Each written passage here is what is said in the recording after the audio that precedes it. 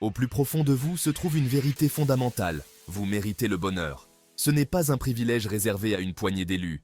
Le bonheur est votre droit de naissance, un phare qui vous guide vers une vie épanouie. Pourtant, trop souvent, nous nous retrouvons prisonniers d'un cercle vicieux d'apitoiement sur nous-mêmes, ce qui entrave notre quête de joie. Nous nous enfermons dans un cycle de victimisation, abandonnant notre pouvoir aux circonstances et à la négativité. Mais il y a de l'espoir. Vous avez le pouvoir de vous libérer de ces chaînes que vous vous êtes imposées. Il est temps de vous débarrasser du poids de la victimisation et de vous avancer vers la lumière de votre propre potentiel. Ce voyage commence par un choix conscient, la décision de faire du bonheur votre principe directeur. N'oubliez pas que le bonheur n'est pas une destination, mais un voyage. Il s'agit de savourer chaque étape, d'accepter les hauts et les bas et d'apprendre de chaque expérience. Alors que vous vous engagez sur ce chemin de transformation, sachez que vous n'êtes pas seul. Nous sommes tous confrontés à des défis et à des revers. Mais vous avez en vous la force de les surmonter et d'en ressortir encore plus fort. Le temps du changement est venu. Accueillez votre droit au bonheur et ouvrez la porte à la vie extraordinaire qui vous attend. Imaginez une vie où vous vous sentez constamment impuissant, à la merci de forces extérieures. Vous vous réveillez chaque matin avec un poids sur la poitrine, une sensation d'étouffement qui ne vous quitte jamais. C'est la nature insidieuse du piège de la victime. Un piège qui se resserre lentement, presque imperceptiblement, jusqu'à ce que vous vous retrouviez complètement immobilisé. C'est un cycle de pensée et de comportements négatifs qui vous maintient bloqué, vous faisant ressasser les blessures du passé et vous sentir incapable de changer votre situation. Chaque souvenir douloureux devient une pierre de plus dans le mur qui vous entoure. Mais comment savoir si vous êtes pris dans ce cycle? Comment reconnaître les signes avant qu'il ne soit trop tard? Un signe révélateur est un sentiment omniprésent d'impuissance. Ce sentiment peut se manifester de différentes manières, comme une incapacité à prendre des décisions ou une peur constante de l'échec. Vous vous surprenez peut-être à dire des choses comme « rien ne va jamais comme je veux » ou « je n'ai pas de chance ». Ces pensées deviennent des prophéties autoréalisatrices, renforçant votre sentiment d'impuissance. Ce discours intérieur négatif renforce la croyance que vous n'avez aucun contrôle sur votre vie. Il vous empêche de voir les opportunités qui se présentent à vous. Un autre signal d'alarme est le fait de blâmer les autres pour vos malheurs. Que ce soit vos proches, vos collègues ou même des inconnus, le blâme devient une échappatoire facile. S'il est facile de pointer du doigt et de trouver des excuses, cela ne fait que vous maintenir dans un cycle de ressentiment et de colère. Cette colère, bien que justifiée parfois, devient un poison qui vous ronge de l'intérieur. Cela vous empêche de prendre votre vie en main et d'apporter des changements positifs. Vous restez coincé dans un environnement qui reflète votre état intérieur chaotique. Reconnaître ces schémas est la première étape pour vous libérer. C'est un acte de courage que de regarder en face ses propres faiblesses et de décider de les surmonter. Il s'agit de prendre conscience de vos pensées et de vos comportements et de remettre en question le discours intérieur négatif qui vous maintient dans cette situation. La méditation et l'écriture peuvent être des outils puissants pour cette prise de conscience. N'oubliez pas que vous n'êtes pas défini par vos expériences passées ou par les actes des autres. Vous avez le pouvoir de réécrire votre histoire, de tourner la page et de commencer un nouveau chapitre. Vous avez le pouvoir de choisir un chemin différent, un chemin qui mène à l'émancipation et au bonheur durable.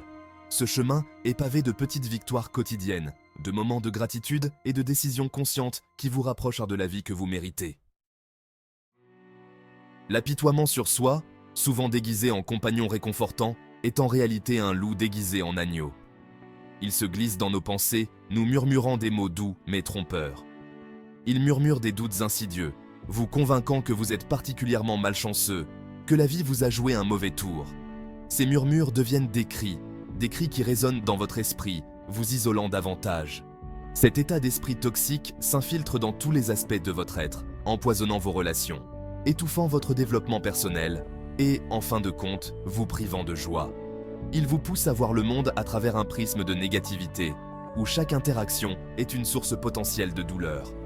Soyons clairs, reconnaître la douleur et les épreuves n'est pas la même chose que se complaire dans l'apitoiement sur soi. La reconnaissance de la douleur est un acte de courage, un premier pas vers la guérison. Il est sain de digérer ces émotions difficiles, de faire le deuil de ses pertes et de demander de l'aide en cas de besoin. Chercher du soutien est un signe de force, pas de faiblesse. Cependant, lorsque nous nous accrochons à l'identité de victime, nous devenons prisonniers de notre passé, incapables d'avancer et de profiter pleinement de la vie. Nous nous enfermons dans une cage invisible, construite par nos propres pensées. Cette mentalité de victime peut se manifester de différentes manières. Elle peut se cacher derrière des sourires forcés ou des silences prolongés. Vous pouvez être constamment à la recherche de la validation et de la sympathie des autres, avide d'une confirmation extérieure de votre souffrance. Les réseaux sociaux deviennent alors un terrain fertile pour cette quête incessante. Ou peut-être évitez-vous les nouvelles opportunités, convaincu que l'échec et la déception sont inévitables. Vous vous privez ainsi de nombreuses expériences enrichissantes. Cet autosabotage découle d'un sentiment de peur, d'une croyance profondément ancrée que vous n'êtes pas digne du bonheur et du succès. Cette peur vous paralyse, vous empêchant de prendre des risques et de grandir. Mais voici la vérité libératrice. Vous êtes digne. Vous avez en vous la force et la résilience nécessaires pour surmonter ces obstacles. Vous êtes capable de créer une vie remplie de joie, d'objectifs et de relations profondes. Chaque jour est une nouvelle opportunité de réécrire votre histoire. Cela commence par se débarrasser du masque de la victime et embrasser la vérité stimulante de votre propre résilience. En acceptant votre force intérieure, vous pouvez transformer votre vie et inspirer ceux qui vous entourent. Quatrième partie, se libérer, la révolution de la responsabilité. Le passage de la victimisation à l'émancipation commence par un changement profond et pourtant simple. Prendre la responsabilité de sa vie.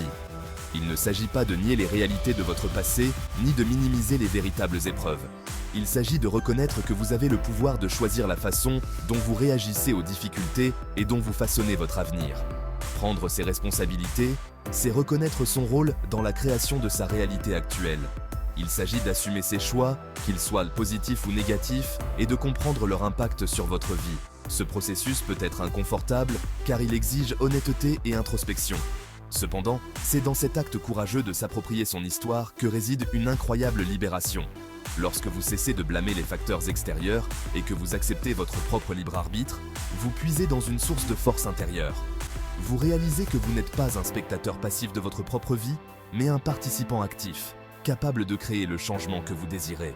Ce changement de perspective ne consiste pas à atteindre la perfection, ni à nier l'existence de défis extérieurs. Il s'agit de reconnaître que même face à l'adversité, vous avez le pouvoir de choisir votre réaction, de tirer des leçons de vos expériences et de continuer à avancer avec résilience et détermination. Cinquième partie, le pouvoir intérieur, se réapproprier son histoire. Pendant trop longtemps, vous avez peut-être laissé votre discours intérieur négatif dicter votre histoire. Ces pensées négatives, souvent enracinées dans des expériences passées ou des peurs profondes, peuvent devenir des obstacles majeurs à votre épanouissement personnel. Ces voix insidieuses qui, murmurant des doutes, des peurs et des limites, vous ont empêché d'embrasser votre véritable potentiel. Elles vous maintiennent dans une zone de confort, vous empêchant de prendre des risques et de grandir. Il est temps de vous réapproprier votre récit. En prenant conscience de ces pensées limitantes, vous pouvez commencer à les défier et à les remplacer par des croyances plus positives et constructives. Les affirmations positives sont des outils puissants pour changer votre état d'esprit. Elles agissent comme des mantras, vous rappelant constamment votre valeur et votre potentiel. Ce sont des déclarations courtes et spécifiques qui affirment l'état d'être que vous souhaitez atteindre. Par exemple, des phrases comme « je suis capable » ou « je mérite le bonheur » peuvent avoir un impact profond sur votre psyché. En répétant régulièrement ces affirmations, vous commencez à reprogrammer votre subconscient, en remplaçant les croyances limitantes par des vérités stimulantes. Cette pratique quotidienne peut transformer votre perception de vous-même et de vos capacités. Commencez par identifier le discours intérieur négatif qui vous freine. Prenez le temps de réfléchir au moment où vous vous sentez le plus vulnérable ou anxieux. Quelles sont les pensées et les croyances récurrentes qui vous maintiennent dans un cycle de doute et de peur? Notez-les dans un journal pour mieux les comprendre et les confronter. Une fois que vous avez identifié ces croyances limitantes, créez des affirmations positives qui les remettent directement en question et les redéfinissent. Par exemple, si vous avez souvent peur de l'échec, une affirmation comme « je suis capable de réussir » peut être très puissante. Par exemple, si vous vous dites constamment « je ne suis pas assez bien », remplacez cette affirmation par « je suis digne d'amour et de succès ». Cette nouvelle affirmation doit être répétée avec conviction pour qu'elle puisse remplacer l'ancienne croyance. Ou « Je suis capable de réaliser mes rêves ». En visualisant ces affirmations, vous commencez à croire en leur vérité et à agir en conséquence. La clé est de choisir des affirmations qui résonnent personnellement en vous et de les répéter avec conviction et émotion. Plus vous y croyez, plus elles auront un impact sur votre vie quotidienne. N'oubliez pas que le changement prend du temps et des efforts. La transformation de votre discours intérieur ne se fera pas du jour au lendemain, mais chaque petit pas compte. Soyez patient avec vous-même et n'abandonnez pas si vous ne voyez pas de résultats du jour au lendemain. La constance est essentielle. Continuez à travailler sur vos affirmations et à croire en leur pouvoir. Plus vous répétez vos affirmations et incarnez l'énergie positive qu'elles évoquent, plus elles s'enracineront profondément dans votre subconscient, transformant vos pensées, vos croyances et, en fin de compte, votre réalité. Vous commencerez à voir des changements dans votre comportement, vos décisions et votre perception de la vie.